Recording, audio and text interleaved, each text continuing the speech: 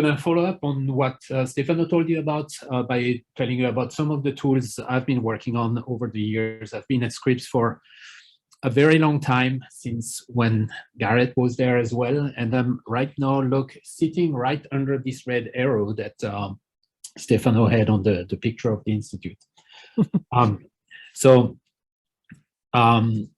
Before we get into the details of docking peptides, I want to tell you a little bit about the software suite that I'm distributing from my lab, which can be found at this URL. And I apologize, there are many conflicting URLs. We need to clean this up. We had to redesign our website and just before the pandemic, and then it was done halfway. But I'm distributing this software tool called AutoDock FR suite that contains a bunch of computational tools. And these are the ones I'm going to touch upon in this presentation and in the demo that will follow. So just to give you some details, Stefano told you about AutoSite, which we did a while ago in 2016. So he covered this already. The idea is to use the affinity maps to identify high affinity points and then cluster these points to find pockets. And then we can analyze these pockets and find what you call feature points that we can turn into pseudo atoms that sort of describe a potential ligand. Another tool that I'm going to be demoing later is AutoGridFR. So that was initially developed to facilitate the computation of affinity maps, placing the box in the right place over your receptor and setting all the parameters and computing these maps. It was really released in version 1.0, and initially we started from a PDBQT file, which is, as Stefano described, the input of AutoDock. And as soon as we released this, everybody was asking us, but how do I get a PDBQT? I have a PDB file. And this is really where people struggle usually, is how to prepare the molecule in a way that makes sense. So in version 1.1, we have added this receptor ligand preparation module, which allows you to start this tool from a PDB file. And it will basically parse the PDB structure, analyze every molecular fragment, and classify them as protein, nucleic acid, cofactor, ligand, additive, and whatnot. It will also find out all the problems in the structure, like missing atoms, missing residues, are there alternate locations, are there metals that need a charge to be specified, and it presents this to the user and gives you a chance to say, okay, I want to include this into my receptor, I want to exclude this, I want to make this part a ligand. If there are alternate locations, which one do I want to pick?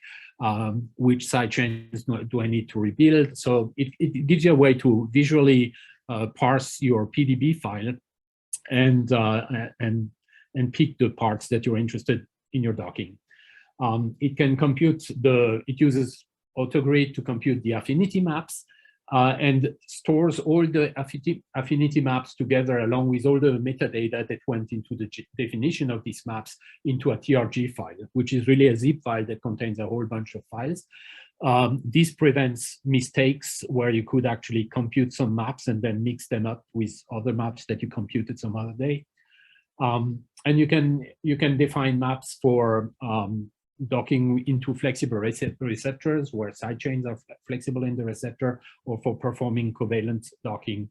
And this is always tricky because when you do this, when you start making things move in the receptor, you need to be careful about which atoms contribute to the map and which one don't. So this will be one of the demo at the end of the presentation.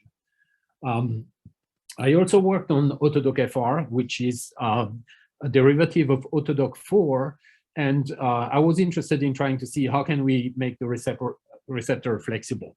So that's what the FR stands for, flexible receptor. So obviously we cannot make the entire receptor flexible because the computational cost just goes through the roof, and we cannot, it's not tractable. I used the AutoDock 4 force field with the affinity maps. And I implemented a different GA search that clusters the poses, which allows me to optimize multiple poses at the same time. And I I used a different underlying structure to represent my molecules. The idea was to say, let's try to have some hierarchical description of the flexibility that we want to encode. So that's what I call the flexibility tree. And the idea is to say, if you have something like the HIV protease, which is a dimer, you have two chains, and maybe you want to make the flaps flexible. So you would have two domains that might move relative to each other with a like a hinge motion, and then every domain is composed of a rigid core but a flexible flap. And for the flaps, you might have a set of discrete conformations, and then the core could be a rigid part on which some of the side chains in the binding site might be flexible. So this gives me a sort of a coarse representation of a flexible receptor with very few degrees of freedom, but it still allows me to capture a subset of the conformational space of the receptor that I can try to optimize during docking. So in ADFR, we have a flexibility tree describing the receptor and another flexibility tree describing the small molecule that we're docking, and we're optimizing that whole thing. So we have shown that with this approach, we were able to dock small molecules with up to 14 or 15 flexible side chain in the active site. And that worked to some extent. Actually, one of the big problems remaining is the handling of the energetics of the receptor, which is not really done correctly at this point. But still, it has some improvement over docking into flexible structures. It has some other features. So it uses this target file generated by AGFR to describe the receptor. It produces a summary file and a multi-pose PDB file for your dock poses. It can do covalent docking, and it has a feature called a neighborhood search. So when you perform a neighborhood search in AutoDock FR, what happens is that we add a harmonic potential that constrains all the atoms of the ligand to their initial position. So there is a penalty for moving away from your original position. After a certain cutoff, the penalty kicks in. So this allows you to concentrate your computational power in a neighborhood of an initial pose. And a little modification of this is we allow you to actually apply these constraints only to a subset of the atom ligand. So this is what we call anchored docking.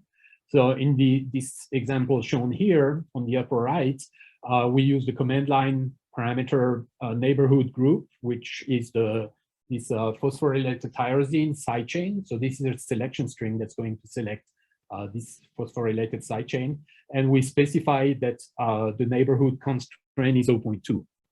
So as soon as any of these atoms in this phosphorylated side chain are going to move away from more than 0.2 from the input position, the ligand is penalized.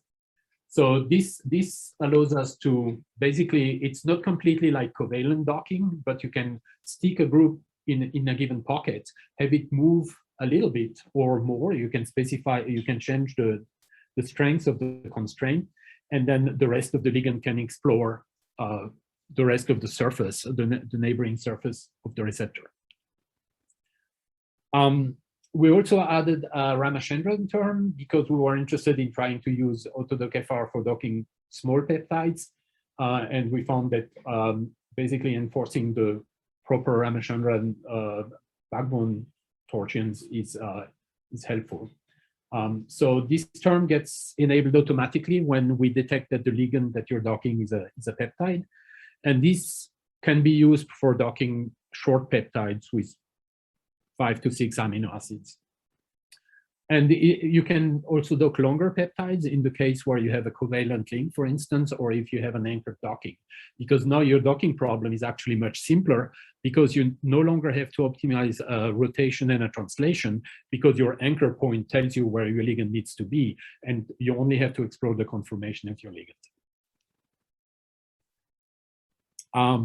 Okay, so now we're getting into the peptide docking. So we have one docking engine in the AutoDock FR suite called AutoDock CrankPep or ADCP. And we have been using it to dock peptides with 5 to 20 amino acid, it performs reasonably well on this. It performs a bunch of Monte Carlo searches that can be performed in parallel. And it will use any number of cores that you have on your computation nodes, unless you're restricted to use less. The calculation is started, you specify the receptor by providing a target file, and then you specify the sequence of your peptide, the primary sequence. And you can bias this sequence to the start conformation to have a certain secondary structure. Either the peptide is elongated, or it can assume an alpha helical fold initially. You can specify alpha helicity on a per amino acid basis, or you can also specify that if I do 100 Monte Carlo simulation, I want 20 to start with a helical conformation and 80 to start with an extended structure. The reason we did that is because while it is possible to start from an elongated structure and end up with a helical structure, it just takes a long time to get there. And so having starting points that are helical already actually reduces the computational cost to find the right solution. In version 1.1, so I should mention, we have currently version 1.0 on the website, and the version I'm going to demonstrate today is version 1.1 release candidate 1, because Garrett told me he wants to see the latest and greatest. So it's going to be the bleeding edge, and I apologize in advance if some of these things are not going to be working as expected, but that's part of a live demo.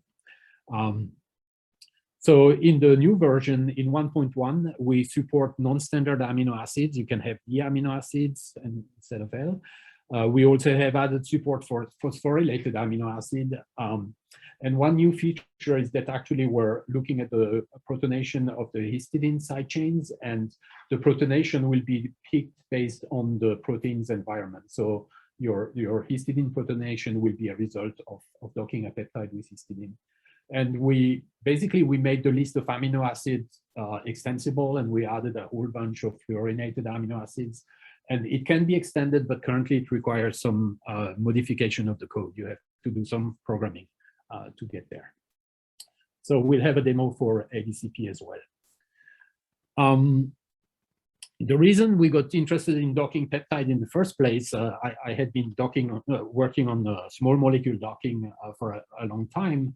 But while peptides have been used for 100 years as therapeutic molecules with insulin in the 1920s first, in the last 10 years or so, peptides have really seen a renaissance as therapeutic molecules. And you see here the numbers. There are more and more peptides that are becoming accepted as drugs. So people are naturally interested in docking these peptides. And the trend of these therapeutic peptides is that they tend to become longer and longer. They used to be very small peptides, and today we routinely have 15, 20 to 30 amino acids. So Stefano touched on this by explaining the number of degrees of freedom you have to optimize when you do a docking calculation. When you do a small docking calculation, like this molecule on the upper left, we have, as we have seen, we have 3 degrees of freedom for the translation of the molecule, 4 degrees of freedom to describe the rotation using a quaternion, and then we have 1 more degree of freedom per rotatable bond. So in this upper left molecule, we have 5 rotatable bonds, so we have a problem with 11 degrees of freedom. And programs like AutoDock 4 and Vina can handle 15 to maybe 18 degrees of freedom. Now, when we have an amino acid with 25, a peptide with 25 amino acids, we have, in this case, 89 rotatable bonds. That's 95 degrees of freedom. Now, if you understand that every time I add a degree of freedom, my search pace increases exponentially, you can easily see why these search paces are completely overwhelming the search algorithm in small molecule docking engines. So people have actually been benchmarking small molecule docking programs for docking peptides. In 2016, Sebastian published this benchmark where they basically compiled a set of 53 protein peptide complexes called the LeadSpep dataset. This is a good set, manually curated, high quality molecules to avoid that docking failures come from the fact that you don't have a very good system to dock. And they used different docking engines, Dock, AutoDock, Vina, Surflex, and Gold. And they report the success, the docking success rate. I think this is backbone RMSD for at a cut. Yeah, this is the backbone RMSD values. As you can see, for peptides with 3 to 5 amino acid, the software some of the software do relatively well, but above 5, it's pretty red. The solutions are very, very poor or completely wrong. So their conclusion was that basically small molecule docking approaches should only be used for very short peptides with less than 5 or less amino acids. In 2018, so a number of peptide docking methods developed specifically for peptides have come out, and in 2018, HPepDoc was published. So their approach is to generate 1,000 conformation of the peptide and then perform rigid docking of these peptides onto the receptor. And this is blind docking. It means the peptide can go anywhere onto the receptor. And here are the results on the same set as the previous paper. And you can see that they improve the performance with HPepDoc up to 9 amino acid. After 9 to 12 amino acid, it's still pretty challenging. One of the advantages of HPepDoc is that it's fast because it performs rigid docking. So this is pretty fast. And but I think the problem with this approach is generating 1,000 conformers is quickly, you're running out of, if you have only 1,000 conformers, the longer your peptide, the smaller the chance that you capture the right conformation in your 1,000 conformers. And of course, if you do not have the right conformation, your docking cannot succeed later on. So in 2019, we published AutoDock CrankPep. And here's the comparison with HPepDoc.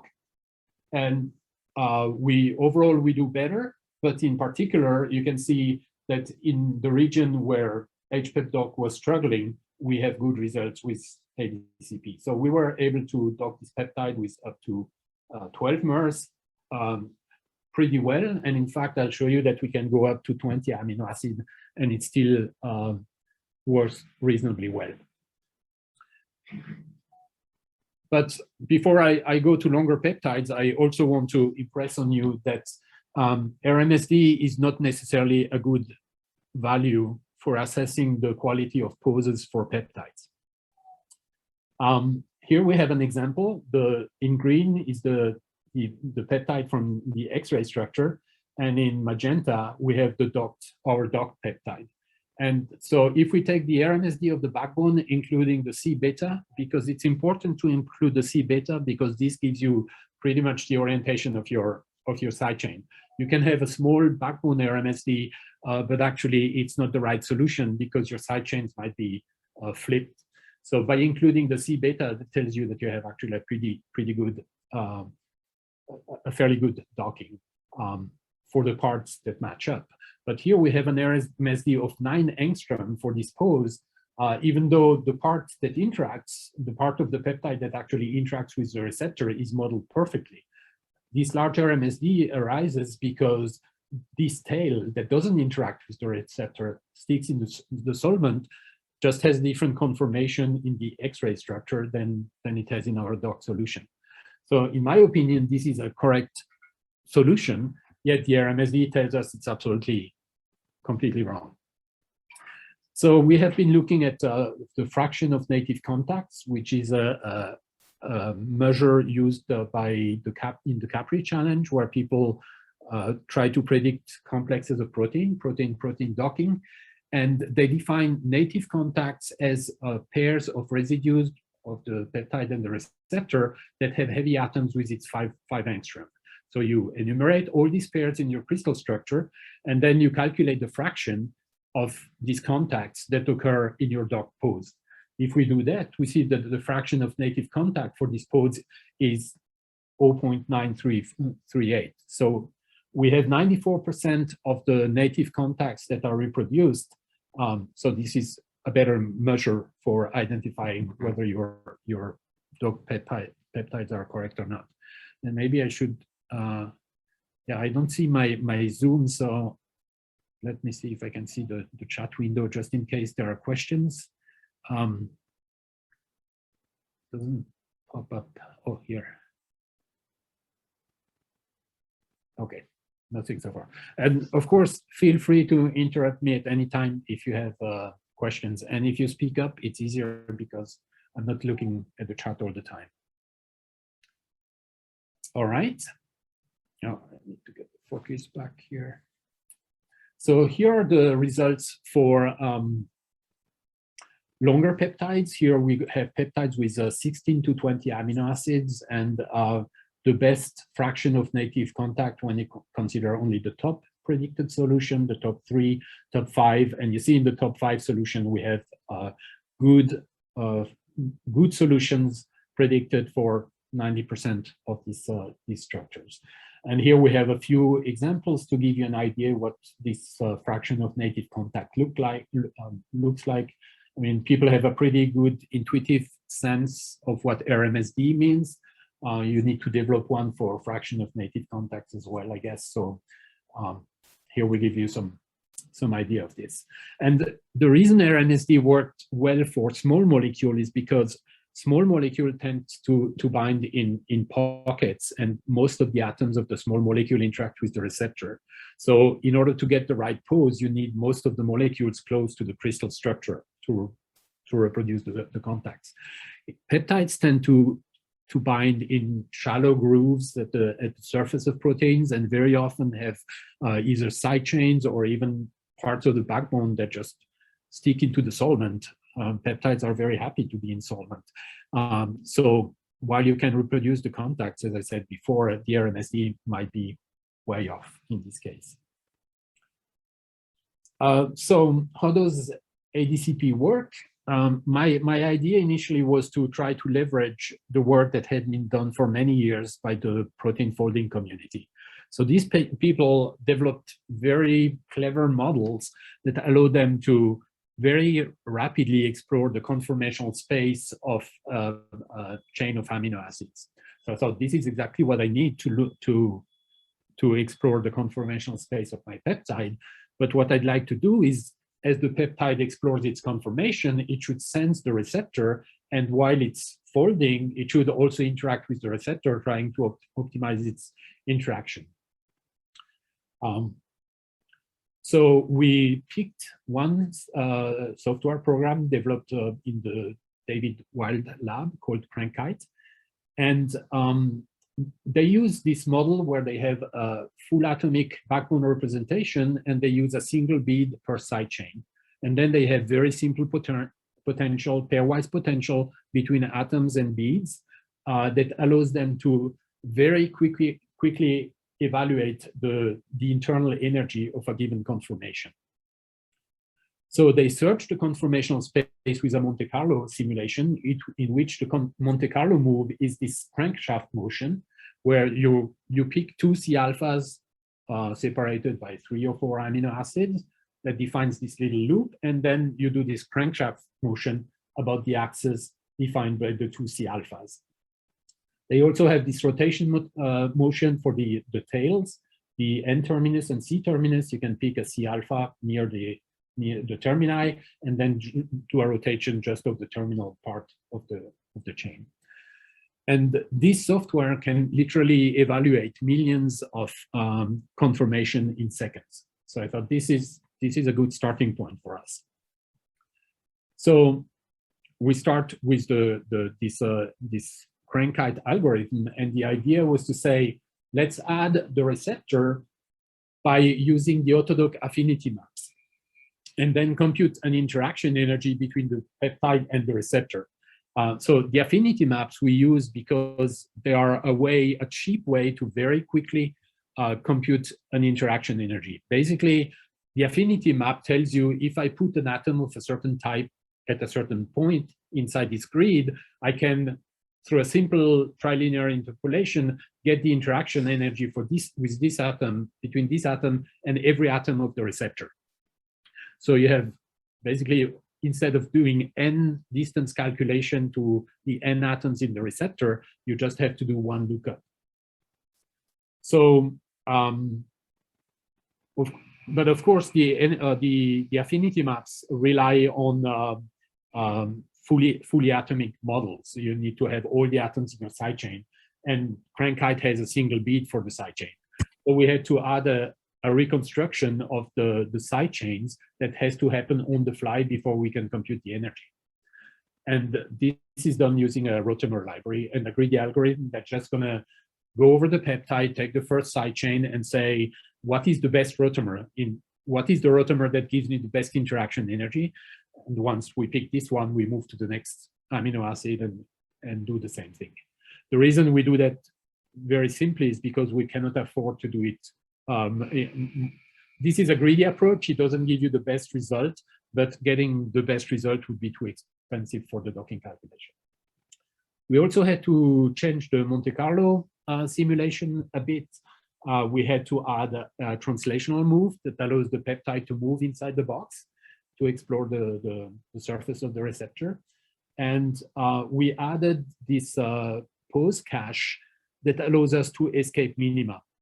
So what happens is you can do your Monte Carlo search and you get into a minimum, and at some point you do one move and it gets rejected because it's too bad, another move rejected again, and after a while you realize I'm stuck. And at this point, we need to somehow escape. So what we do is we keep this list of poses that look promising, and when we're stuck, we swap in one of these conformation and try to restart the search from there. And that greatly improved the search capability of the algorithm. So here is the pseudocode for the Monte Carlo search, or what we had to how we had to change the Monte Carlo code. We added the loading of the affinity map in the initialization phase, and then when we perform the Monte Carlo search, it performs a move, which now can do this additional translational move. Then we build a full atom representation of the peptide. We can then evaluate the energy, computing the internal energy that is done using the quartz model from CRANKITE, and then computing an interaction energy with the receptor that is done with the affinity maps. And also we compute the Ramachandra term for the peptide. And then we had to modify somewhat the acceptance, the metropolis acceptance criterion, and we decide to add this. Well, so the acceptance is going to decide whether we accept the move or reject it, and then we decide whether we're going to save the structure in the trajectory or not. And potentially we might have to swap out the conformation if we're stuck in a minimum. So this little video shows you an example of such a Monte Carlo search. It starts, so the blue is the crystal structure, and the red is our initial conformation in a random position. And as the Monte Carlo move proceeds, we converge towards the right solution. So that's best case scenario, of course.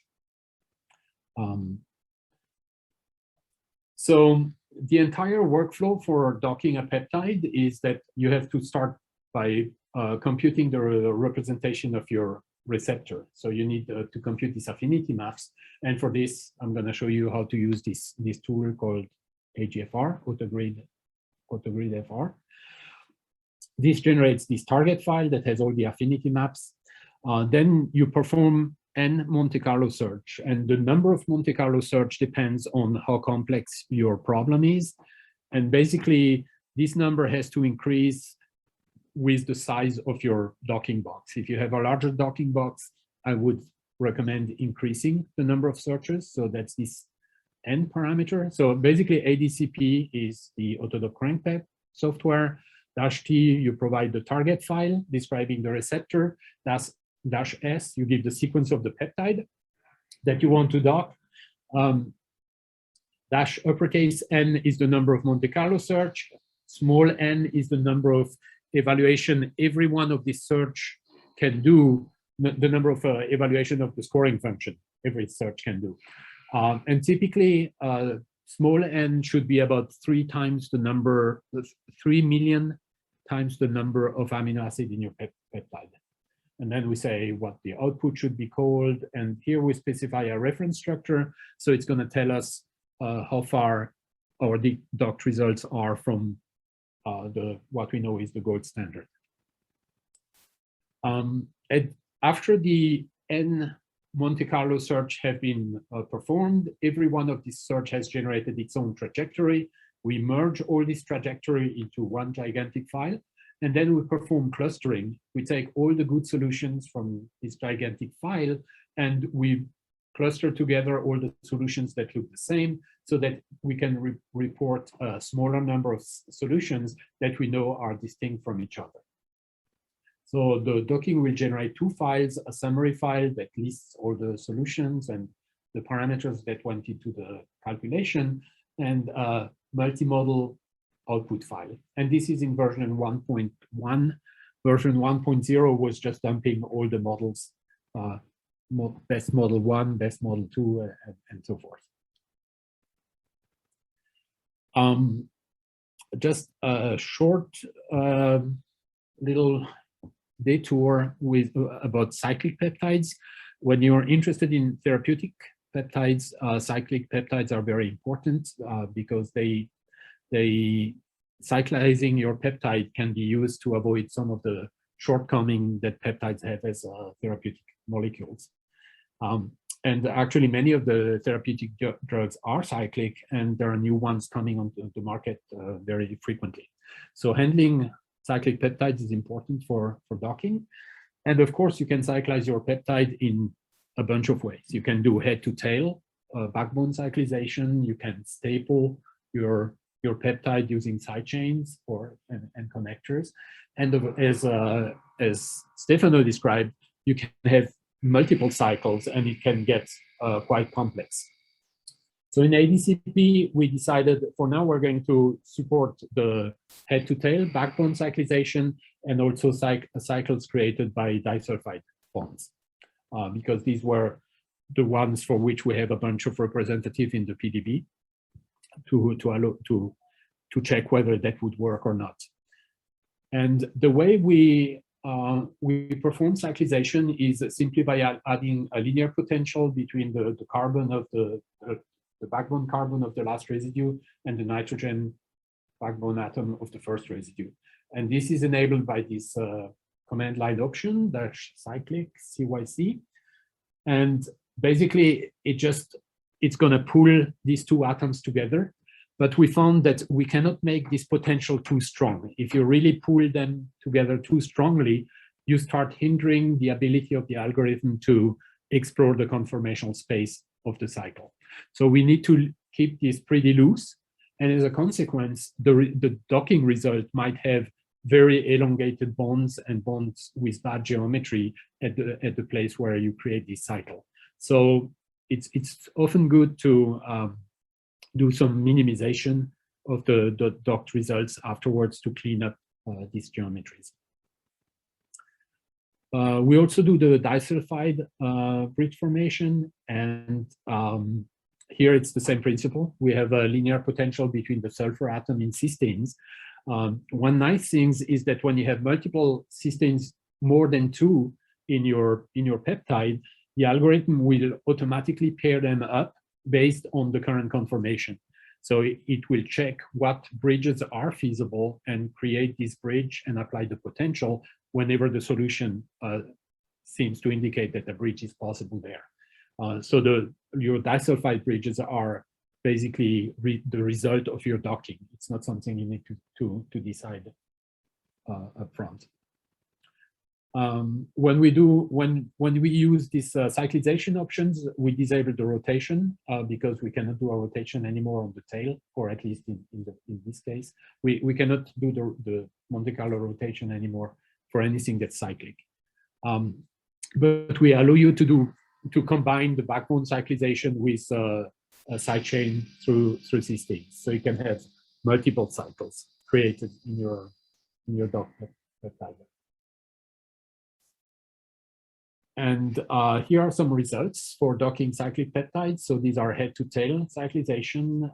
We have the peptide lengths from 6 to 14. And we find decent solutions in our top 5 solutions. And actually, we know that if we sample, if we look at the top 100 solutions, we always sample good solutions. It's just that our scoring function is not good enough to rank solutions well. Here are results for docking cyclic peptide where we form these disulfide bridges here. And again, it works reasonably well. So before we get to the demo part, and should probably speed up, I want to tell you briefly about machine learning. So you probably are all aware of the revolution that AlphaFold created in structural biology, and of course, peptide docking is really affected by this. So, yeah, in 2021, AlphaFold 2 was released, and so this allows you to fold a protein from its sequence, and the monomer model is restricted to have a single FASTA sequence to fold. So shortly after the release, Simon published that paper from the Schuler-Furman lab, where they basically tried to see whether they could use AlphaFold to dock peptide. And the trick, since you have a single chain, the trick was to say, well, let's just have the sequence of our receptor and then create a 30 glycine linker and then put the sequence of the peptide and see what happens. And when we fold these things with AlphaFold, lo and behold, it actually docks the peptide. So in this paper, they did this benchmark using AlphaFold monomer. They tried Rosetta Fold and their own docking software for peptides called Hyperflex PepDoc on a set of 122 protein peptide complexes. And so what they found is basically Rosetta Fold failed completely to dock because Rosetta Fold tried to fold the glycine linker, while AlphaFold has never seen a linker with 30 glycine and doesn't even try to fold it. It just decides that's some kind of loop. But the result is that AlphaFold 2 monomer performed better than their Hyperflex PepDoc. In this paper, they use different metrics to evaluate their own software and AlphaFold 2. So it makes it a little bit difficult to understand how much AlphaFold 2 is better. But my understanding is that it was substantially better. In just this year, the AlphaFold multimer model came out, and this model has been trained specifically to predict multimeric assemblies. So here you can provide multiple sequences, and it will try to, it folds every sequence, but also predicts the complex.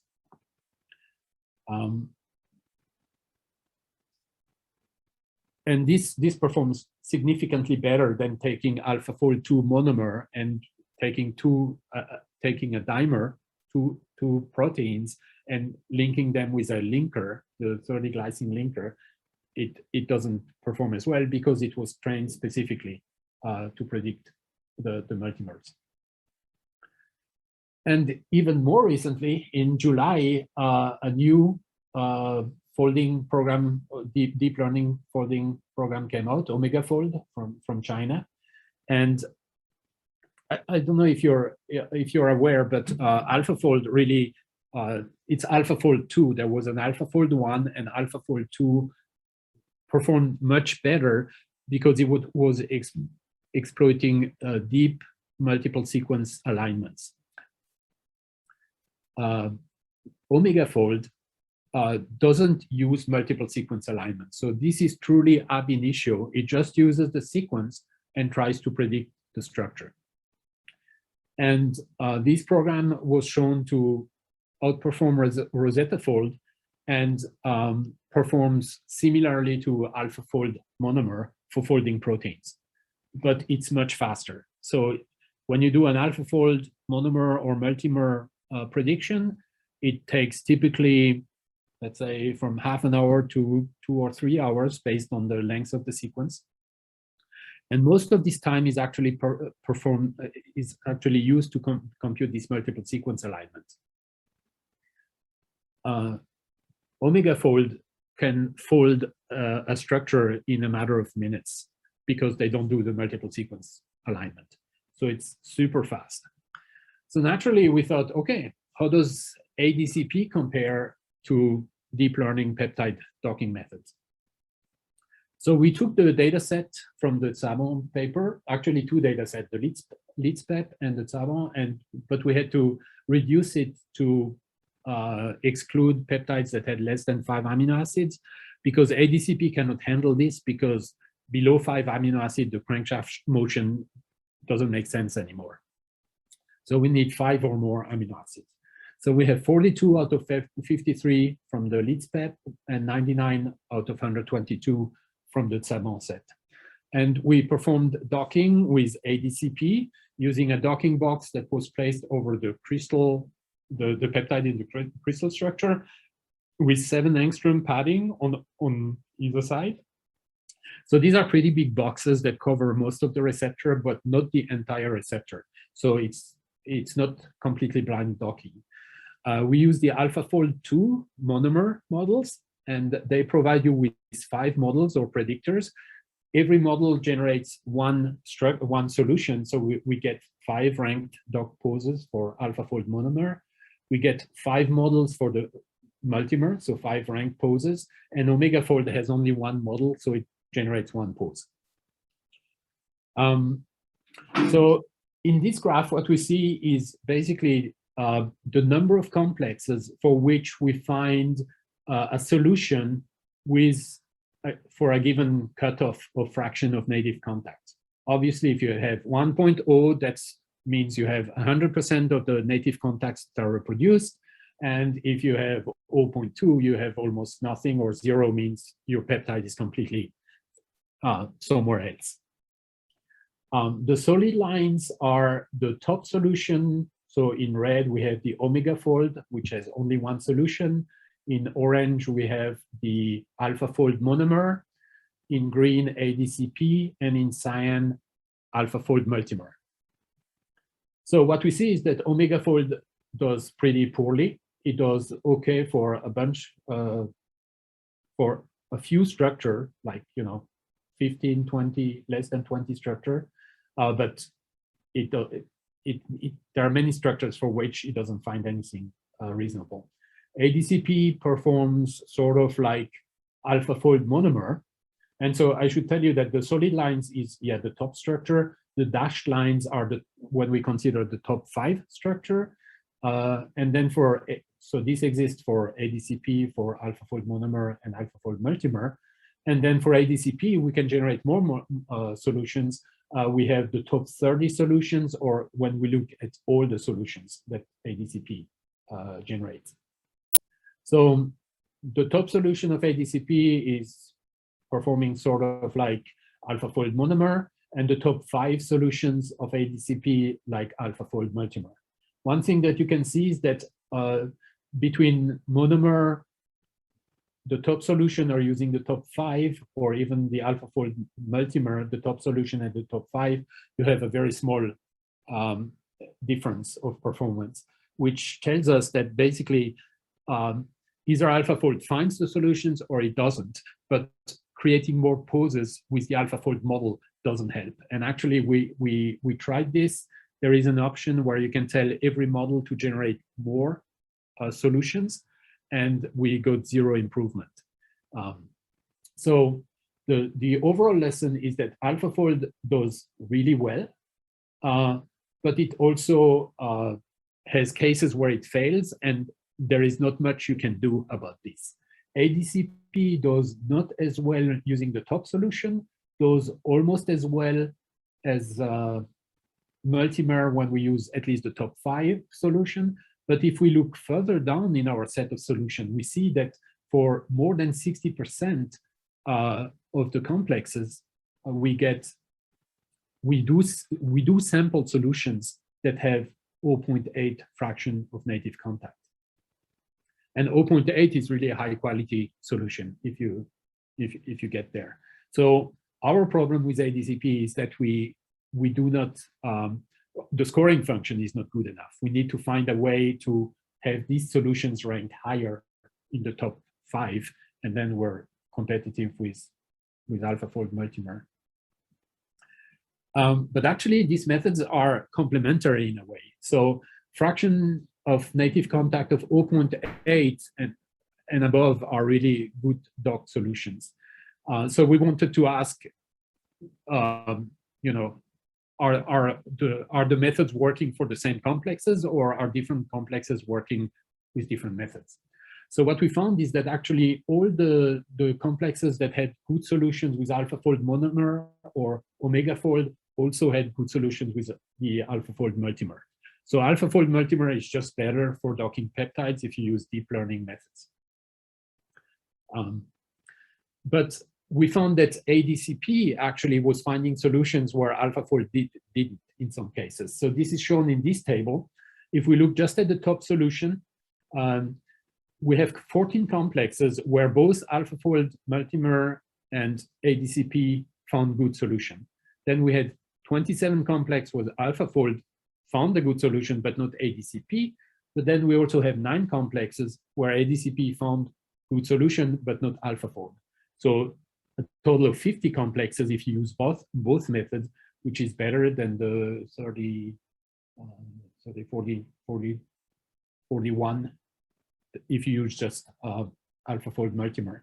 And as we consider more solutions, ADCP adds more and more solutions to the set of correct solutions.